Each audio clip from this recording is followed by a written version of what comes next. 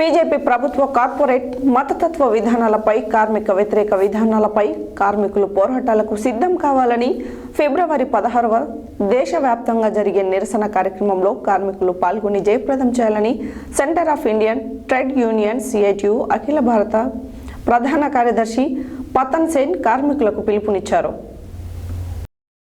హనుమకొండలో జరుగుతున్న CITU all India working committee సమావేశాలకు బయలుదేరుతూ మార్గ మధ్యలో విశ్రాంతి కోసం భువనగిరిలోని న్యూ వివేరా హోటల్కు చేరుకోవడం జరిగింది. ఈ సందర్భంగా సిఐటియు జిల్లా అధ్యక్ష కార్యదర్శులు దాసరి పాండు, కల్లూరి మల్లేశంలు ఆల్ ఇండియా నాయకత్వానికి ఘనంగా స్వాగతం పలకడం జరిగింది.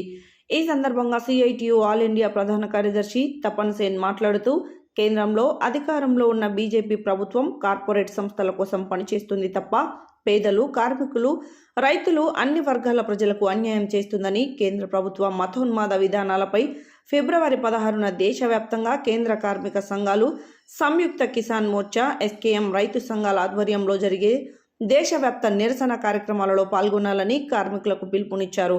ఈ కార్యక్రమంలో ఆల్ ఇండియా ప్రధాన కార్యదర్శితో పాటు సిఐటియు జాతీయ ఉపాధ్యక్షుడు కేఎల్ కరద్, జాతీయ కార్యదర్శులు స్వదేశ్ దేవరాయ్, ఏఆర్ సింధ్, కేఎన్ ఉమేష్, ఆర్ కర్ మలయన్, తెలంగాణ రాష్ట్ర ప్రధాన కార్యదర్శి పాలడుగు భాస్కర్, రాష్ట్ర నాయకులు పుప్పాల శ్రీకాంత్లకు జిల్లా నాయకత్వం ఘనంగా స్వాగతం పలకడం జరిగింది.